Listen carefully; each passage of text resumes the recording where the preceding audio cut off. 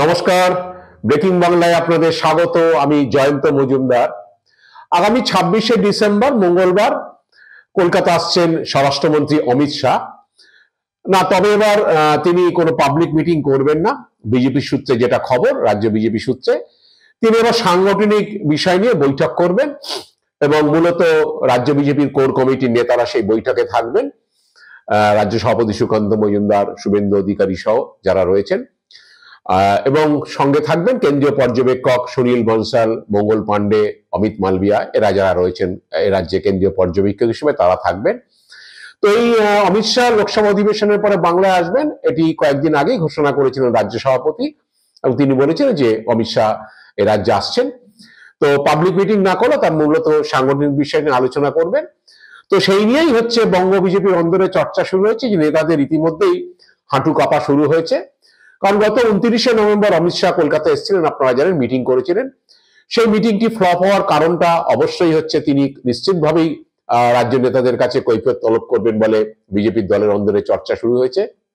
কেন meeting flop করেছে সে বিষয়ে তিনি জানতে চাইবেন। একই সঙ্গে বিজেপি সাংগঠনিক যে দুর্বলতাগুলো, যেটা অমিত শাহ ইতিমধ্যেই বিজেপি রাজ্য নেতারা মনে করছেন যে কেউ যে অমিত শাহ তার এজেন্সি মারফত বা তাদের যে নেটওয়ার্ক সেই মারফত ইতিমধ্যে বঙ্গ বিজেপির কঙ্কালসার চেহারা তাদের কাছে আছে, এবং সেই তথ্য নিয়েই হচ্ছে তিনি এই মিটিং এ বসবেন।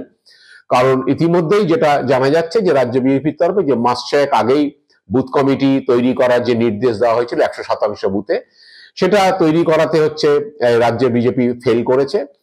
কারণ হচ্ছে এখনো পর্যন্ত যা খবর 28% বুথে বিজেপি রাজ্য বুথ কমিটি তৈরি করতে পেরেছে, যেটা কেন্দ্রীয় নেতৃত্ব বারে বারে বলেছিল যে বুথ কমিটি তৈরি করে বুথ সংগঠনকে শক্তিশালী করার জন্য।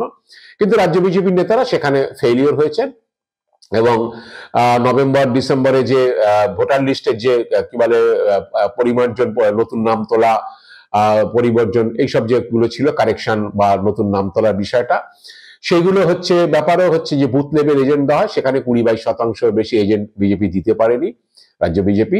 আর আমাদের রাজ্যে এখন 81,000-এর মতো বুথ, তো সেই বুথের মধ্যে মানে প্রায় 20%-22% বেশি বুথ লেভেল এজেন্ট রাজ্য বিজেপি দিতে পারেনি। সেক্ষেত্রে তৃণমূল প্রায় 100% বুথ এজেন্ট দিয়েছে, এবং বাম এবং কংগ্রেসও প্রায় 90-95% বুথ এজেন্ট দিয়েছে। বিজেপির একটা বড় সাংগঠনিক দুর্বলতা। একই সঙ্গে হচ্ছে অমিত শাহ জানতে পেরেছেন যে জেলা কমিটি এবং মন্ডল কমিটি নিয়ে রাজ্য জুড়ে, বিশেষ করে দক্ষিণবঙ্গে বিভিন্ন জায়গায় ক্ষোভ বিক্ষোভ রয়েছে, সেটা সুকান্ত মজুমদাররা বা শুভেন্দু অধিকারীরা সেটা সামাল দিতে পারেনি। সেই ক্ষোভ বিক্ষোভরা রয়েই গেছে দলের মধ্যে, এবং তারা বিভিন্ন সময় হচ্ছে নেতাদের বিরুদ্ধে, কেন্দ্রীয় মন্ত্রীদের বিরুদ্ধে তারা বিক্ষোভ দেখিয়েছেন, এমনকি কেন্দ্রীয় পর্যবেক্ষকের বিরুদ্ধে তারা বিক্ষোভ দেখিয়েছেন, সল্টলেকের দপ্তরে এসে বিক্ষোভ দেখিয়েছেন, মুরলীধর সেন লেনে এসে তারা বিক্ষোভ দেখিয়েছেন। কিন্তু সেই বিক্ষোভ কোনো রকমে দমিয়ে রাখা হয়েছে। তো এই বিক্ষোভ চললে যে আগামী দিনে নির্বাচনী সংগঠন যে শক্তিশালী হবে না, সেটা অমিত শাহ জানেন, রাজ্য বিজেপির নেতারাও জানেন।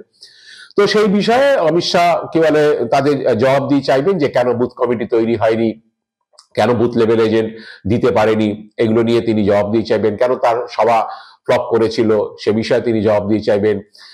নিয়মিত যে কর্মসূচি রাখার কথা, এখন নেতারা বিভিন্ন জেলায় গিয়ে এক একটি সভা করেন, কিন্তু নিয়মিত আন্দোলন কর্মসূচি কেন্দ্রীয়ভাবে বা জেলাওয়ারি যেগুলো রাখার কথা ছিল, কেন্দ্রীয় প্রকল্পের যে প্রচার সেগুলোকে হচ্ছে তুলে ধরার জন্য যে নির্দেশ দেওয়া হয়েছিল, সেগুলো তারা পালন করতে ব্যর্থ হয়েছেন। কারণ হচ্ছে রাজ্য বিজেপির অন্দরে যে খবর, যে এখন এটা জানিয়েছে ইদানিং তারা কর্মসূচি পালনের ক্ষেত্রে থেকেও তারা হচ্ছে নিজেরা 3 নেতা তাদের নিজের লড়াইয়ে তারা ব্যস্ত, সুকান্ত মজুমদার, শুভেন্দু অধিকারী এবং দিলীপ ঘোষ। কেউ কারোর সঙ্গে একসঙ্গে কর্মসূচি করতে চান না। সুকান্ত এলে শুভেন্দু সেখান থেকে চলে যান, শুভেন্দু গেলে সুকান্ত সেখানে এড়িয়ে যান, দিলীপ ঘোষ থাকলে সুকান্ত এড়িয়ে যান, শুভেন্দুকে দেখলে দিলীপ ঘোষ এড়িয়ে যান, এইসব চলছে। তো এইসবের মধ্যে স্বভাবতই সংগঠনের কাজ তারা গুছিয়ে উঠতে পারেনি। সে খবরটা অমিত শাহর কাছে আছে, এবং অমিত শাহ কেন্দ্রীয় পর্যবেক্ষকদের থেকে সেগুলো জেনেছেন, বা তার নিজস্ব যে নেটওয়ার্ক সেই নেটওয়ার্কের মাধ্যমে তারা জেনেছেন, এবং সেই জবাবদিহিগুলো তিনি সাংগঠনিক যে বৈঠক করবেন সেই বৈঠকে তাকে দিতে হবে। এবং এই কারণেই হচ্ছে বঙ্গ বিজেপির নেতাদের এখন হচ্ছে হাঁটু কাঁপা শুরু হয়েছে বলে দলের অন্দরেই চর্চা শুরু হয়েছে। কারণ হচ্ছে অমিত শাহ যে ছেড়ে কথা বলবেন না সেটা তিনি বুঝিয়ে দেবেন। কারণ দলে এখন তিনি সভাপতি নন, তিনি 2 ক্ষেপে সভাপতি ছিলেন। তো এখন নাড্ডাজি সভাপতি হলো এবং সকলেই জানেন যে দলের দ্বিতীয় ব্যক্তি, মোদির পরে সবচেয়ে ক্ষমতাবান ব্যক্তি অমিত শাহ। এবং আগামী দিনে প্রার্থী নির্বাচনের ক্ষেত্রে অমিত শাহ এবং অমিত শাহর মতামতটা অনেক বেশি গুরুত্বপূর্ণ সভাপতি জেপি নাড্ডার থেকেও। এবং প্রার্থী নির্বাচনের ক্ষেত্রে মোদীজি এবং অমিত শাহই হচ্ছে শেষ কথা বলবেন, এটাও বিজেপির সকলেই জানেন। তো সেক্ষেত্রে সাংগঠনিক অবস্থা, প্রার্থীদের পারফরমেন্স এইসব নিয়ে যখন উঠবে, কারণ হচ্ছে কোনো কোনো এমপি তারা এই দলের রাজ্য কমিটিতে তারা রয়েছেন, তাদেরও সেখানে থাকতে হবে সেই মিটিংয়ে, এবং সেই জবাবদিহি কিভাবে করা হবে এখনো পর্যন্ত কেউই বুঝে উঠতে পারছেন না কিভাবে তিনি নেবেন।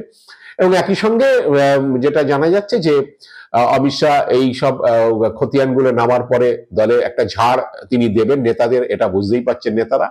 তার সাথে সাথে আগামী 3 মাস লোকসভা নির্বাচনের জন্য কেমন ভাবে দলকে সাংগঠনিকভাবে শক্তিশালী করা যায় সে বিষয়ে কিছু হয়তো টিপস দিতে পারেন।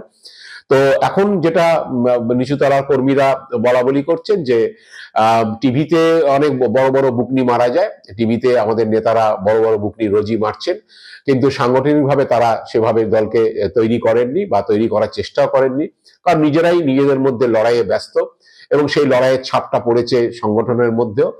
এবং হচ্ছে অনুপম হাজরা তিনি বারে বারে কেন্দ্রীয় রাজ্য বিজেপি নেতৃত্বের বিরুদ্ধে প্রশ্ন তুলছেন, সে খবর অমিত শাহের কাছে আছে।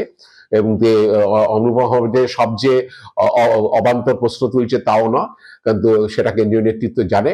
তো এখন এখানে রাজ্য বিজেপির নেতারা অনুপমকে উড়িয়ে দিল, আসলে অমিত শাহর কাছে তারা কিভাবে জবাব দিয়ে করবে সেই নিয়েও তারা এখন ভাবিত।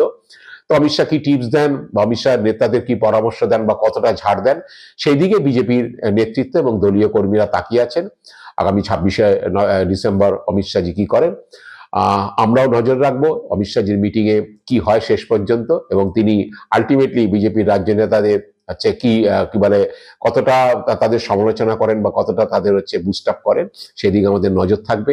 আজ এ পর্যন্তই। আপনারা ভালো থাকবেন, সুস্থ থাকবেন। নমস্কার।